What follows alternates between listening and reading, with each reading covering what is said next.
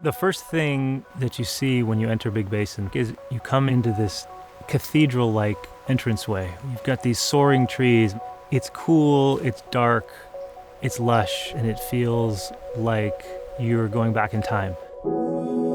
Big Basin is home to some of the last remaining old-growth redwoods in the world. It is just a magical, special place to be amongst all those giants, connecting with nature in all its forms. Located in the heart of the Santa Cruz Mountains, Big Basin is California's oldest state park.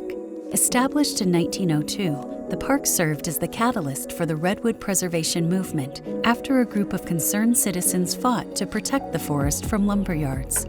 And for generations, people from all over the world came to explore the park's sprawling 18,000 acres to witness the diverse wildlife and to gather around the campfire listening to the story of Big Basin. And a big part of that story is fire. Fire makes the West wild. We think of it as a disaster, and nature thinks about it as a process. And it is a process of renewal and makes Big Basin a healthy and productive ecosystem. One of the reasons that we have the extraordinary biological diversity that we do is because of fire and the complexity that it creates. You look at these cavities in the redwoods, and those are used by bats, they're used by squirrels, they're used by raccoons. And without fire, you don't get those cavities. California Native American Indians have been using fire as a tool to keep the environments throughout California rich and productive and healthy for thousands of years. But through the last 100 or 200 years of fire suppression, that ended up building up tons and tons and tons of fuel, which is now what's causing these huge wildfires that we're seeing throughout California today. Another factor affecting the types of wildfires we see is the warming of our climate. We have cool, wet winters, we have warm, dry summers. And those cool, wet winters allow plants to grow, and then those warm, dry summers don't allow that growth to rot. And with climate change and increased aridity, we've just got a much longer period when fuels are available to burn. And fire needs three things. It needs oxygen, that's easy, it's everywhere. It needs fuel, plants are the fuel that drives fires. And then it needs an ignition source.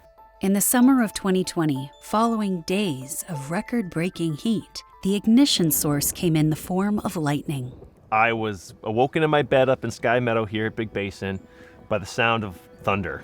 Went outside and watched lightning strike after lightning strike.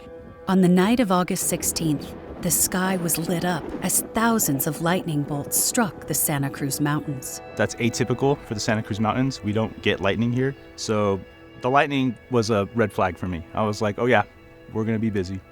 The lightning siege caused multiple fires to spark throughout the area that night. But in the beginning, none seemed particularly threatening to Big Basin. It actually, for a couple of days, was a lovely fire. I was watching this fire chewing through all these fuels and thinking of all the great work it was doing and kind of rooting for the fire at that point because it was doing work that needed to be done. It was reducing fuels. But on August 18th, things took a turn when the wind suddenly shifted. I was looking at the Basin Ridge and I saw the fire, and it was a backing fire, right? That's when the fire is moving slowly downhill. And we had a south wind, which means that the smoke was pushing north over the ocean, which is good. And as I was watching it, I saw the wind shift. It clocked to a north wind, which pushed all the smoke to the south into Big Basin.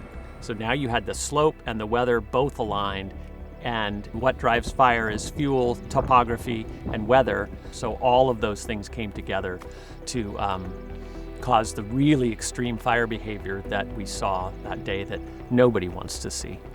3 large fires in the vicinity of Big Basin began to rage. And as they grew, the wind was blowing embers outside of the main body, causing multiple spot fires to spark throughout the park. As soon as you have conditions where flaming material can leapfrog over those control lines, you now have very little control over a fire. All 3 fires converged into one massive conflagration that began to bear down on the park. And suddenly, Big Basin was in danger. It was a busy summer week, so we were full to capacity. We made the determination with CAL FIRE to evacuate the entirety of Big Basin. So we start pulling up to campgrounds. We're saying, just pack what you can't live without in your vehicle and leave right now. In the span of about 3 hours, our park staff went through every campground multiple times, went through our day use areas and areas where the staff lived in the park. It was a huge effort. It happened very quickly, and it was effective in getting everybody out. With everyone safely evacuated, now the focus shifted to saving staff homes that lay in the direct path of the fire. I'm monitoring the radio, and I heard a 100-foot wall of flame coming towards Residence 19, and I was like, oh wow, that's my house. The smoke was so thick and the winds that were being generated by the fire were so strong that there were sticks and leaves and everything hitting the car, and it was just pitch black. At that point, I was like, nope, time to go. We'll see what's there in the morning. The following day, a group of fire-trained staff went up to the park to assess the damage, having no idea what awaited them. As we're driving up, everything's still on fire. There's so many down trees on the road that we have to cut tree after tree after tree to get through. We finally make it to park headquarters, and there's nothing left. The visitor center, the shop, residences, every vehicle in the fleet, gone. It's all gone. And on top of that, we talk about facilities like their structures. Our trail system got hammered. We lost everything. You can say we lost everything. The devastation to the Santa Cruz mountain community was staggering. In less than 24 hours, 97% of Big Basin had burned. Nearly all 18,000 acres, 100 structures, 85 miles of trails, 20 staff homes, and the brand new Nature Museum set to open in 2021. It was very difficult to believe. It was a stunning sort of experience to hear that and to hear the first-hand account from people that I work with every day. I had to call my colleague Brenda, who we had worked side by side for almost a decade to raise $1.5 million for the museum, that the museum was gone. I'll never forget the moment she asked me if I was sitting down. And I said no, but I knew I needed to. And she told me then that the fire had overrun Big Basin and that all of the historic buildings had burned to the ground, including our Nature Museum. It was raw and devastating and surreal and an incredible sense of loss. When it's your home, when it's been someplace you've come for 30 years, it's easy to think that it's going to be like the way it is forever. And that's not the way nature works. Nature changes. Nature moves forward. Nature evolves.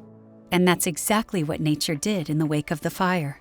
Immediately, it set to work healing itself. These trees, they're sprouting everywhere. The forest floor is green again.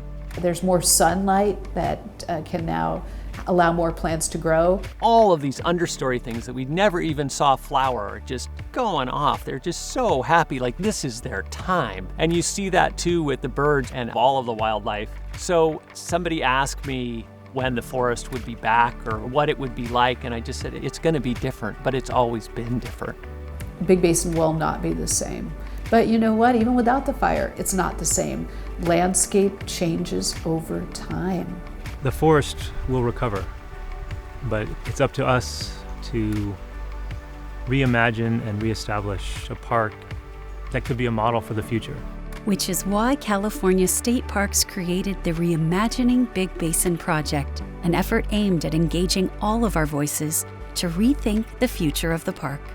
We now have a blank canvas to start fresh. To rebuild this park in a way that can be resilient to wildfires. To think about the climate crisis and what is best for forest management. To expand the use of prescribed fire, using indigenous knowledge around fire and landscapes more than we have in the past. To preserving the old growth, so maybe backing off of the old growth footprint and giving the forest a minute to breathe.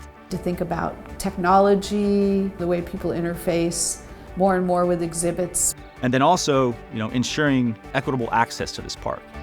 This is our future. So as far as our part as humans, we can take responsibility in how to plan for that.